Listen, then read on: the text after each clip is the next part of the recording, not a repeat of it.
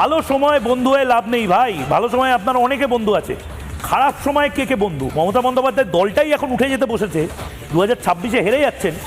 অখিলেশ যাদব পাশে থাকলেন না মমতা বন্দ্যোপাধ্যায়? ঠিক আছে, না হয় সংখ্যা নেই, আরে দিদি বলেছে বলে, আমার দিদি যদি আমাকে কিছু বলে আমি ছোটবেলায় জান দিয়ে দিতাম। এম কে স্ট্যালিন পাশে দাঁড়াতে পারতেন, বলতে পারতেন হ্যাঁ আমরাও গণেশ কুমারকে ইমপিচ করতে চাই, পাশে নেই। শরদ পাওয়ার পাশে নেই, অখিলেশ যাদব পাশে নেই, রাহুল গান্ধী তো নিমরাজি, রাহুল গান্ধী জোটটাই করতে চান না। অরবিন্দ কেজরিওয়াল চুপচাপ হয়ে গেছেন। তেজস্বী যাদব বুঝেছেন ভাই বিহারে SIR এর পরে কি হয়েছে আমি দেখেছি, আর গণেশ কুমার রিলেটেড কিছু বলবো না। আর ডি রাজা তো ছেড়েই দিলাম, কখনো CPM কুস্তি, কখনো দোস্তি, কখনো CPI দোস্তি, কখনো CPI কুস্তি। পসিবল নয়।